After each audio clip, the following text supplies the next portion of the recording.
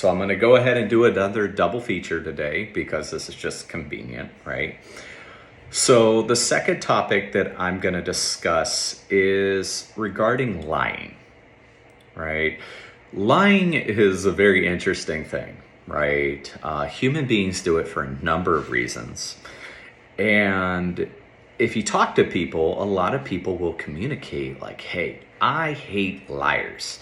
I do not like liars. But at the same time, you'll sit there in the back of your mind and go, yeah, I remember when I told you such and such, which was a true statement, and you got super mad at me.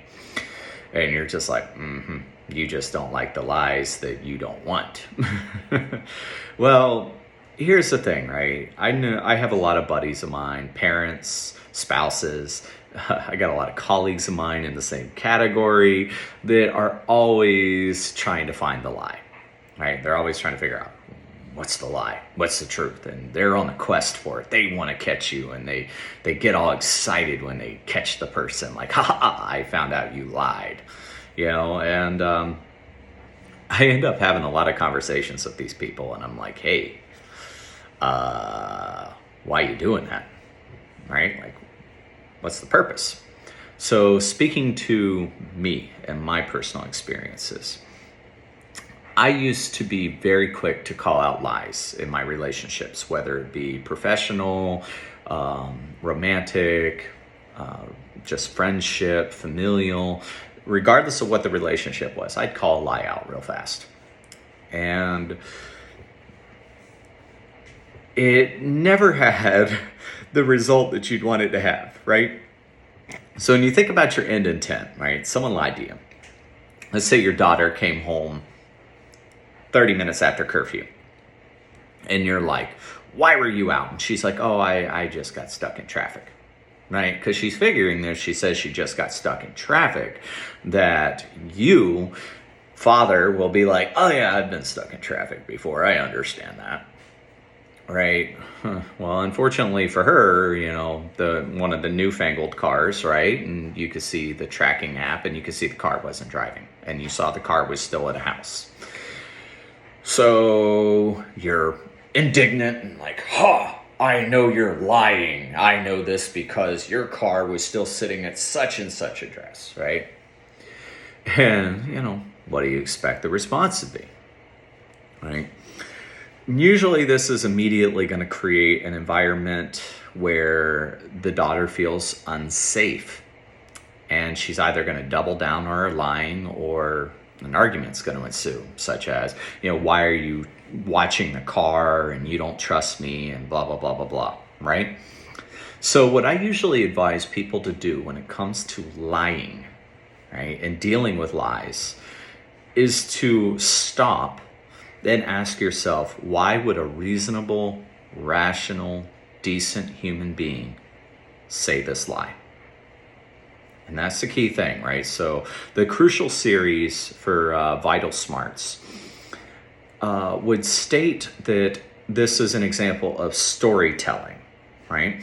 And human beings, as humans, we have 3 different story types, archetypes that we like to tell ourselves, right? The first is a victimizing story. In a victimizing story, we paint ourselves out to be a victim. Like the world is against us. Nothing can be done better. It's just, oh, woe is me. I'm a little boat in a typhoon in the middle of the Pacific Ocean, right? In the second type of stories, those are called vilifying stories. In a vilifying story, we paint the other person out to be a monster, right? So you'll hear this a lot in modern discourse, and I mean a lot. If so-and-so doesn't agree with position A or position B, they're insert any number of derogatory, divisive terms, right? Never mind the fact that they might have a really valid reason to say or think or feel the way they do, right? No, they're an ist. They're, a communist, a socialist, a fascist, a sexist, a misogynist, the insert whatever, right? It's really easy to never give them the opportunity to be any better, and to dismiss every principle that they bring up if they're not a human, right? If you vilify them to the point where their opinions don't matter, or their feelings don't matter. So the third type of story that we tell ourselves is something called a clever story. And these are very dangerous. Because in a clever story, what you were doing effectively is you were victimizing yourself while vilifying the other, right? And again, this is something that's really, really common in the current politosphere in our world, right? Like in Western politics, you hear this constantly. The vilification of one side with the victimization of the other side, and neither side willing to admit that we do the same darn things. We just have tolerance for our people doing them, right? It's only a problem when the other people do it. Right? I know anyone who really sits back and thinks about it is going to be like, ooh, that's a true statement, right? So I asked myself, why would a reasonable, rational, decent human being lie to me right now? And what I'm trying to do in this point is I'm trying to understand, why are they lying? What is their motive? Are they trying to keep from getting in trouble? Are they trying to spare my feelings? Are they trying to cover for somebody else? What is the purpose of lying? So let's go back to the example of the daughter who showed up, late from curfew, right? In this particular example, she could have been out late because one of her friends had a really bad breakup with a boyfriend and didn't want to tell anyone yet. And her friend needed support. So rather than rushing away to get home, she sat there and focused on her friend's needs and talked to her friend a little bit longer.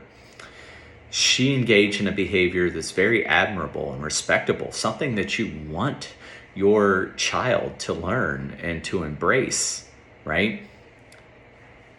And chances are, if the truth were told, the parent would be more understanding of it. Not always, right? Because sometimes that storytelling that we've already done in our head is, oh, it's just an excuse, they're making it up, blah, blah, blah, right? When you seek to understand the reason for the lies, it gives you the opportunity to better address the situation at hand, right? First and foremost, and I guess it might just be because I'm a lazy person, right? First and foremost, I ask myself, is this a conflict worth having? It's the nature of the beast, right? Is it worth it for me to say something? What am I hoping to gain from this? If it's just a matter of ego, nah, I don't care, right? I'll let it go. But what if it's something that could have attributed to safety, right? What if it's something that, hey, there's been a pattern of this behavior now and I'm tired of it?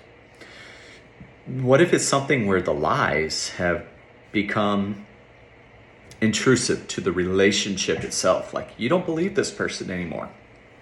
If they told you it was raining outside, you'd walk outside to look. And you'd at least want to feel a few raindrops on your face before you believed them.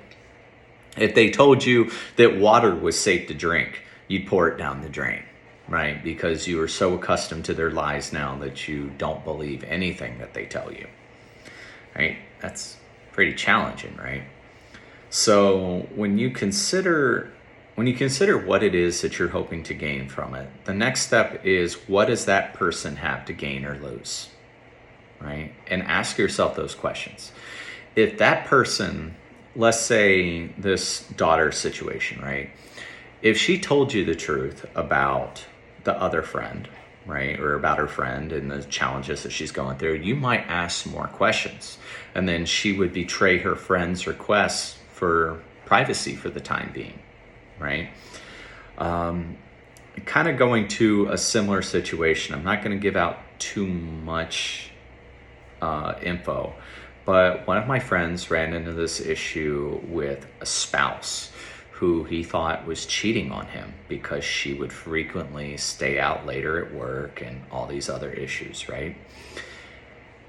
And he really was having a hard time, right? This guy had been cheated on in the past, and his insecurities were coming out strong in the wife's situation. She just said, "Oh, I got more work to do. I got more work to do," right? The reality of the situation ended up being that the wife felt very insecure in her job. She had it's not she had, a new employee was hired who was able to do several of the things that she was best known for a lot better than her. And she was scared that this opportunity that she had been working for so long was about to be taken away from her, right? So she was working extra hard off the clock to be able to outperform this counterpart, this other employee. She didn't want to tell the husband what she was doing because she felt so inadequate that this other person could come in from the street without the intimate knowledge of the organization and be able to do as well as she had, right? And this was like a major inferiority complex, right?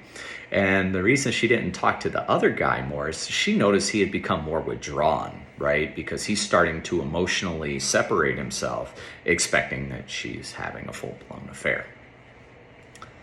Well, that's tough, right? Like that's a really tough situation to be in. And as him and I were talking, it was a challenge to kind of unpack what it was that he was struggling with, right? So the first thing he had to do was identify what his problem was. What did he actually want to address? Was it that she was always staying at work beyond hours? Was it that she wasn't getting things done at the house, like she wasn't able to meet other obligations that they had? Was it that, he just felt invalidated by her dismissive nature to him asking her to be home more? What was it that he was trying to accomplish? And after we kind of discussed it and we got through like, okay, what is it? Then that staged the point for him to be able to have a conversation with his wife. And his wife lied to him. She said, "Oh, I just got more work." Right? And unfortunately, he had already reached out to her coworkers and knew that their work volume hadn't increased and that her work volume hadn't increased. He knew she lied. In the back of his mind, when she said that, it immediately validated all of his worst suspicions. Again, think about those stories, right? The vilifying stories. She's just a slut. She's cheating on me. She's this, she's that. Calm down, man. Calm down. So what else do you think is going on? And it really took a lot of direction and a lot of guidance away from the worst case scenario to get him to consider other scenarios based on, has anything changed recently? Is anything new in her place of employment? Has her work, she might not have more work, but has her work become more complicated and complex? And he had to step outside of his own problem and be willing to look at hers. Her problem was she was emotionally run down, right? And then the two of them were doing what the Arbinger Institute classifies as a collusion.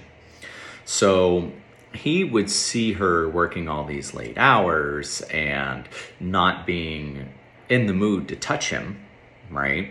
No intimacy. So he would emotionally pull away and seethe around the house. She would perceive the emotional seething and distract herself further with work and initiate intimacy less and reciprocate intimacy less, right? So in both cases, the other person felt justified in their behaviors because I only did this because they did that. And it was a really challenging situation. So I asked him to create safety for her, create a safe situation, and to go ahead and point it out. Like, listen, babe, my insecurities have been going through the roof lately, and I know it's not because of you. I know it's, my own challenges in the relationship. I have noticed that we haven't had as much intimacy lately, and I was just curious, are you okay lately? Is everything going okay? And, start asking leading questions first. Of course, the relationship, is everything okay in the relationship? Have I been doing anything, that's bothering you or wrong? And seeking to understand, right? That's the key, seeking to understand why the lie existed. Ultimately, he managed to create a safe environment. There was a little bit of friction. He had to engage in a contrasting statement, which a contrasting statement in this case, what, you think I'm lying to you? What, are you calling me a liar now? No, I'm not saying that you're lying to me, and I'm very sorry that my questions made you feel that I think you're lying. I think the bigger concern that I have right now is, while you're telling me that you're okay and there's no problems, I'm looking at your face and you look like you don't have much energy. And here are the reasons that I feel that something might be a little bit more off, right? At the end of the story for this particular thing, right, he managed to get to the bottom of what her concerns were. And it was a very interesting revelation for both of them, because in both situations, neither one of them realized how much they were affecting the other. And in his situation, he felt like a jerk afterwards, right? Because his spouse was going through a lot, right? She was emotionally beating herself up day and night. And what was he doing in response to her beating herself up? He was beating her up more, right? So this video is going a little bit long, but I just want to recap with, when someone's lying to you, don't just seek to catch them in the lie. Seek to understand why they're lying. Right? The lie could very well be to protect your feelings. The lie could be to protect someone else who hasn't done anything wrong. It's not always about someone did something wrong and we're covering up for them, right? The lie could simply be to protect someone else's privacy, right? I've done that. I have told people, well, I haven't lied, but I've omitted information because I don't want to violate someone else's privacy, right? I've refused to show text messages between myself and another individual because that individual was disclosing personal problems to me, and I wasn't going to violate that trust to address someone's concerns of who I was texting, right? And I just say, remember the relationship and what you hope to gain out of it. If the relationship is important, seek to understand what your partner or what your counterpart is going through, not necessarily partner in a romantic sense. It could be a friend, family, colleague, employee, whatever, right? Supervisor. Seek to understand what it is that they're looking for. Seek to understand why they might be lying to you, and then respond with that level of understanding. Remember, the intent of these videos is to help you be the best version of yourself that you want to be for you, right? I hope that in the event that I end up passing before my daughter is old enough for me to share this information with her, I hope that these videos are available to her so that she can learn these lessons, and that any of you who need this information can benefit from them. I am always available to respond to any questions that kind of come up with as much anonymity as I really can provide. My hope is to be able to make a difference for others and to help everyone grow as an individual, to be able to realize their dreams and be able to follow the things that bring them happiness. So I hope everyone has a wonderful day. Thanks for watching.